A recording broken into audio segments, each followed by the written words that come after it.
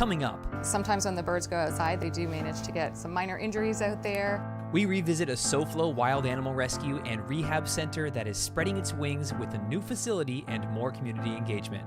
We'll see how they care for native wildlife, teach the public with animal ambassadors, and release their rehabilitated patients back into the wild.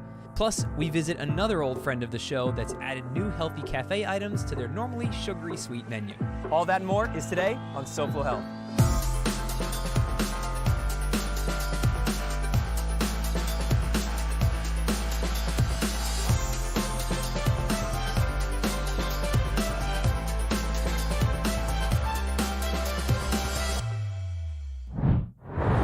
Hello and welcome to SoFlo Health. I'm Hunter Frankie, and this episode, it's for the birds. The seabirds specifically, because we're at Pelican Harbor Seabird Station today, and we haven't been here for about 5 years, but we're revisiting to see what's new and what's coming up in the future. So let's start out by meeting Dr. Schneider inside, and then later on, we'll meet a few of the ambassadors, the animal ambassadors, and then ambassadors, the humans as well. So let's go meet everybody. Follow me.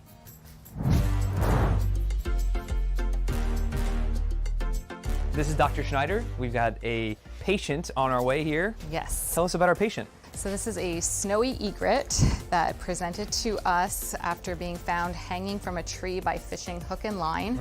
Our rescue team went out to release the bird and brought it here for us to assess the injuries. So today we're doing our pre-release exam, which means that the bird has already been examined, had x-rays, treatment, moved outside. We know that the bird is flying, so as long as everything checks out okay today, then we'll be cleared for release. Great. Yeah.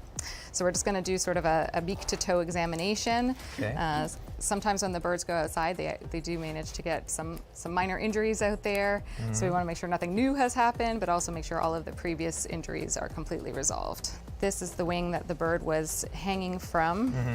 So essentially, in the Looks bird, like he's got pretty good control of it. he does. This little area, which is the metacarpal bones, is sort of like our wrist. Yeah. And all of their primary feathers come from those tiny little bones. And he was hanging from these bones with the hook and line from the tree. So miraculously, the bird did not have any fractured bones inside, but there was a lot of soft tissue damage that had to be addressed.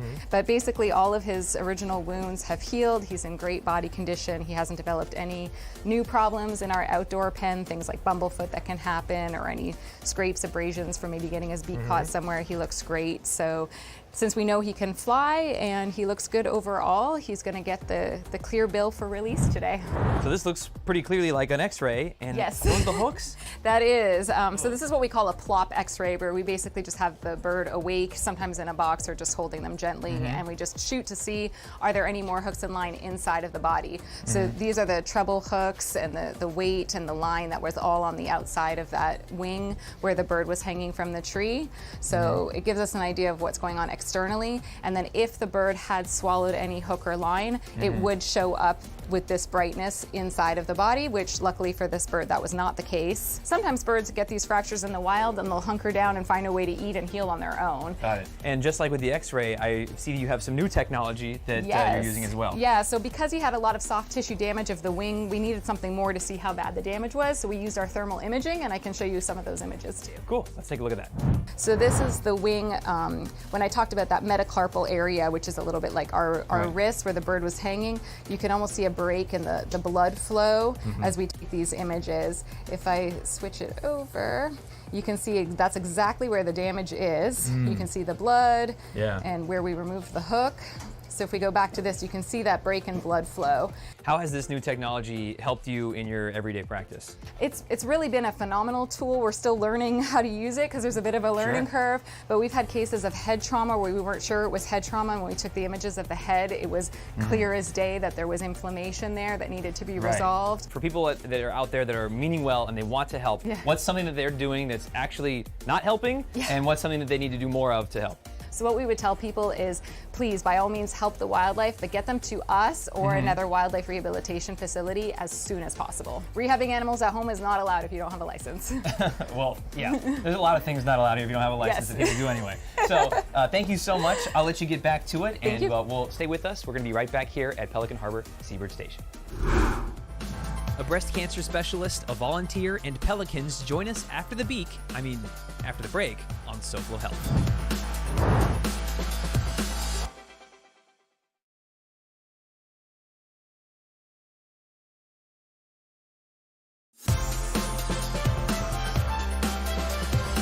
To my left is the Pelican enclosure, and we'll meet Jill there in just a bit. Welcome back to SoFlo Health. I'm Hunter Franke. We're at Pelican Harbor Seabird Station, having a great time learning about all the wonderful things that they do here. In fact, we want to learn a little bit more from Chloe.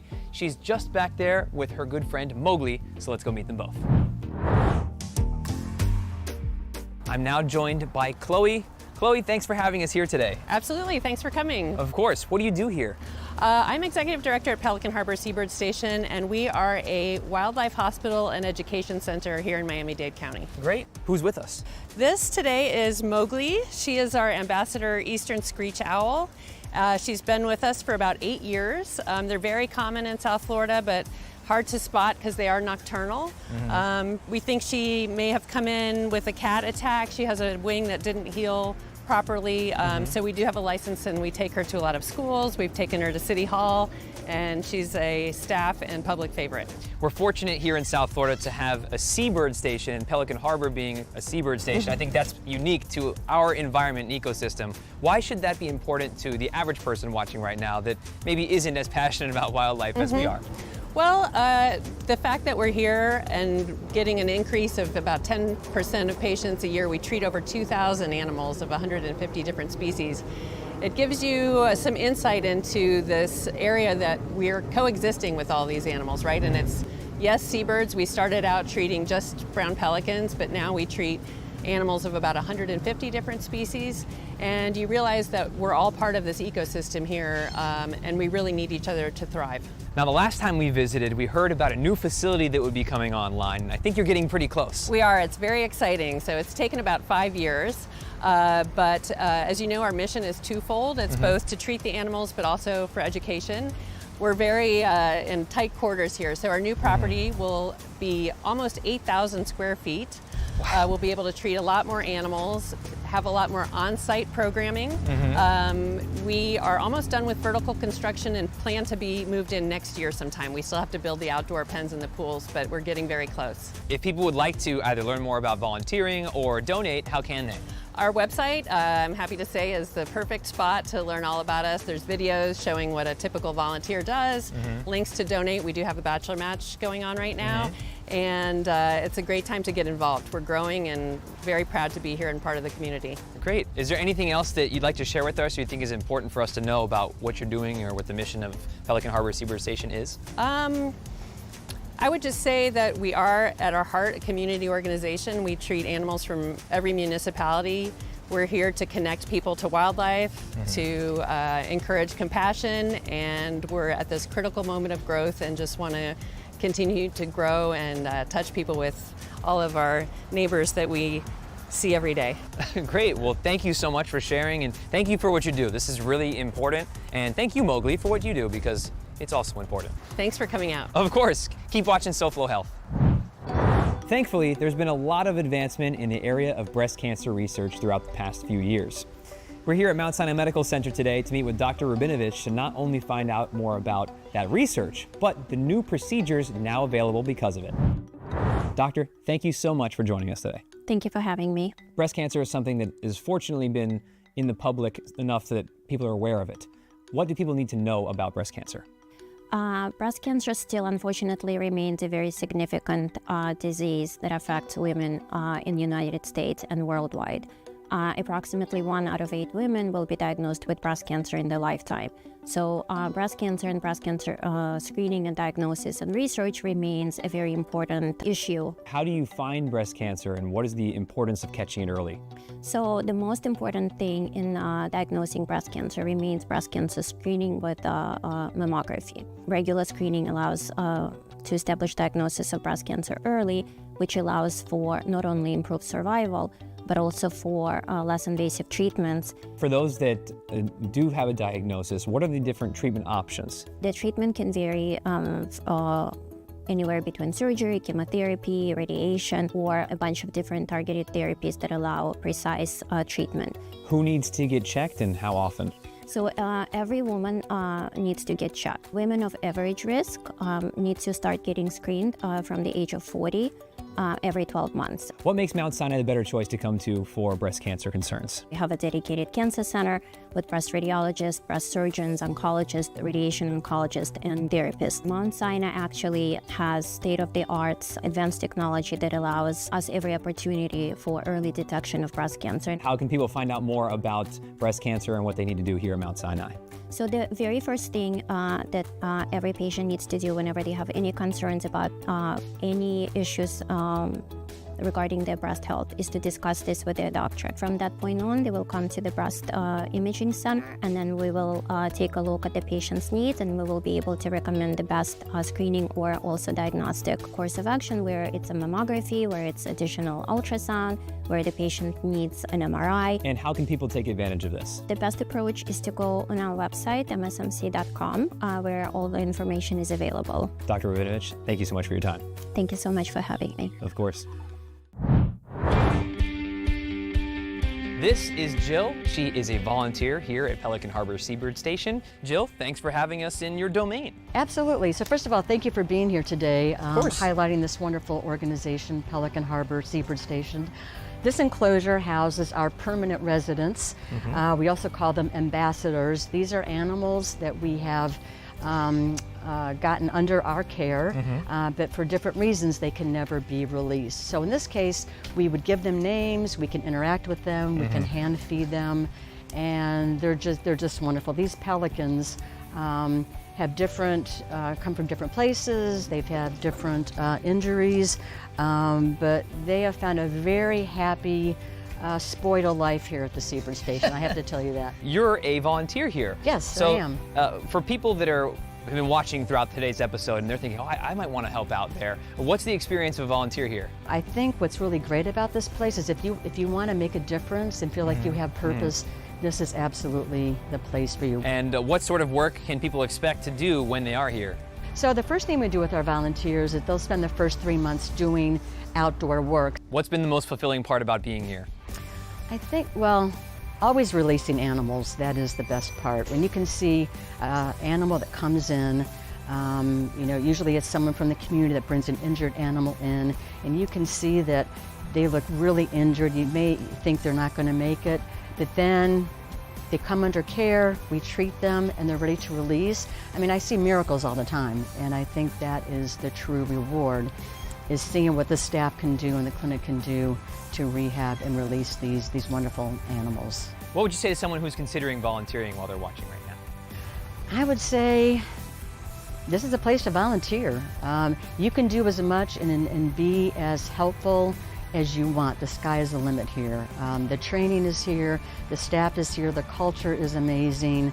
I just think it's one of the best places that you can really, like I said, make a difference, find purpose, and see beautiful animals released back into the wild. I can't think of any place where you can find that in this community. Yes, it is. It's fun just being here. They have huge personalities. Yes. Right now they're a little shy and I think a little full of food. Yes, but it's always great to be here. Thank you so much for having Thank us, you. and we really appreciate it. Right, thank you so much. You bet. Find out why possums like Blue here are great for your yard, and try the Salty's new menu items with us when SoFlo Health returns.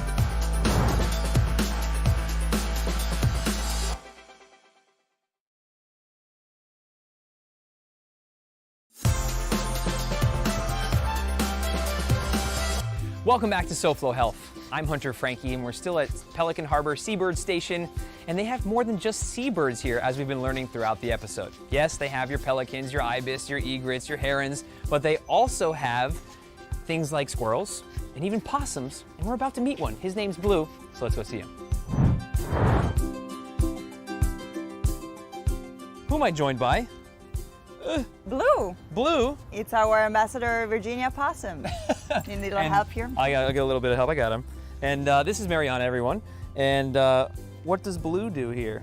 So Blue is an ambassador, so it's one of those animals that are not releasable. So we apply for a permit, and we can keep him as an ambassador. So it's like basically an educator. He's gonna help people, like get closer to these species that we are very used to in Miami, but still people are a lot of misconceptions about opossums. Yes. What do people need to know about possums that they don't know? Yeah, so possums are really, really important for our ecosystem. They eat any kind of things in our yard, so you have to be really happy when they are around. And they also are not dangerous for human. A lot of people are scared about like them carry rabies or something like that. Actually, their body temperature is so low they are not rabies vectors. So they're absolutely safe. Of course, you do not have to interact with the wild ones because they're still gonna get defensive. So they are completely harmless for humans, and they are very useful for the ecosystem.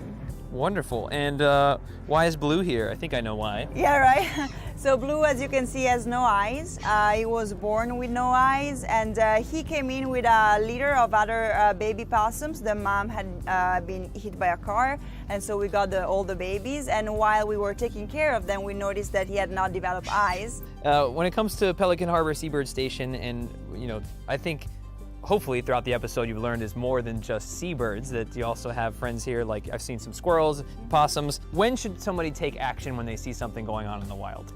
Yeah, so anything that looks like an animal is like struggling, or when an animal is not running away from you, those are all signs that there's something going on with that animal. But I always recommend, before actually taking action, take a video, take a picture, and call us and send it to us, because there are some behaviors that look like an animal's need intervention and sometimes they don't. Like, for example, some birds, they learn to fly by being on the ground, and people will see them and assume they need to be taken in. Sometimes they just don't. It's just the learning process they're going through. So yeah, always take a picture or a video, unless it's very clear there's blood or the bird cannot fly. And we can guide you to the, through the process and how to help them. Well, that's great. Well, Blue, thank you for all the kisses and hanging out with us here. We've got more SoFlo help ahead, so keep watching. Thanks, Mariana. Of course. Sometimes I'm downtown or in Wynwood so much that I feel like I'm a dirty little pigeon just looking for scraps with how hungry I can get, because I'm always hungry, but I don't know if I want something sweet or something healthy, maybe something in between. Maybe I'm with somebody and they want something healthy and I want something sweet. Well, luckily, there's a place that we've been before that does both. Let's go check out the Salty. This is Andy. He's the founder and CEO of the Salty, which was mostly serving donuts for quite some time. Yeah. 10 years even. That's here. right. So congratulations on 10 years of deliciousness. Thank you. Now there's food involved. There's some food. All There is right. some food, yes. We're making a whipped ricotta toast right now. Okay. And the idea behind the food actually goes back quite a bit. So when we first started, our second store ever, which was in South Miami, once a month we'd do a Salty Sunday, which we would do non-donut baked goods. Okay. And people loved it, and then COVID started, and then whatever, we stopped doing it. So for the longest time, we really wanted to bring that back. Okay. So this is kind of our idea of, people loved it so much back then, we've slowly started to introduce it into some of our stores now. Great. So what's happening over here? Yeah, so we just toasted some beautiful brioche toast. Okay. It's now going to get some whipped ricotta, right. some savory whipped ricotta piped on top. A little bit of sweetness, a tiny bit of heat, but Mike's Hot Honey is very mild. So it's more just for that extra little complexity of flavor. Little olive oil, so we're gonna hit that with a little olive oil. A little Maldon salt, which is super important. And then some pistachios. So that's gonna add some nuttiness, that's gonna add some crunch. And this is one of the 3 toasts that we have on the menu here at Wynwood. Holy smokes. Okay, Look at all of this. here we go. Andy, you've outdone yourself. What are we looking at? All right, we've got a spread. So we've got the ricotta toast. Yep, that was made we back there. We've got what we call our power bowl, our croissant breakfast sandwich with Yep. egg souffle, some delicious cheese, and then bacon. I don't know if you're a bacon guy. I hope Yeah. you are. Okay. And then we have I'm an American, aren't I? we've got our sandwich medianoche. So Okay. it's a spin on the classic medianoche. So it's actually Yeah. served on a croissant.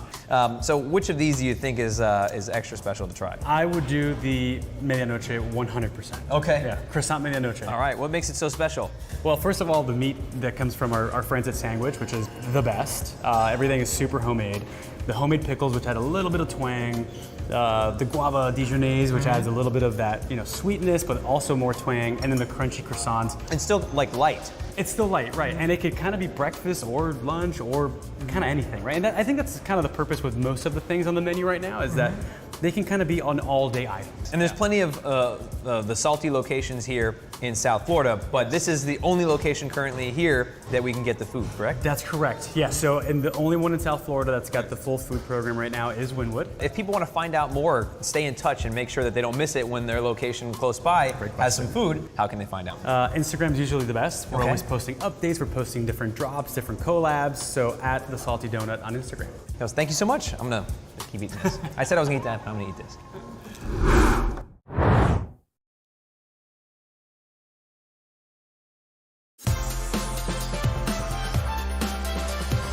Welcome back to SoFlo Health. I'm Hunter Frankie, and we are no longer at Pelican Harbor Seabird Station. We're in Miami Shores, but still with our friends of Pelican Harbor Seabird Station because that snowy egret that we met earlier today is about to be released. It's very exciting. I've got a pretty large group of people behind me to be showing up we're recording this on a Thursday afternoon to see the release, and we're so happy to be able to do that. In fact, the gentleman that saved the bird in the first place is also here to see him go on his way. So give us just a moment. We'll see the release, and then we'll wrap this show up.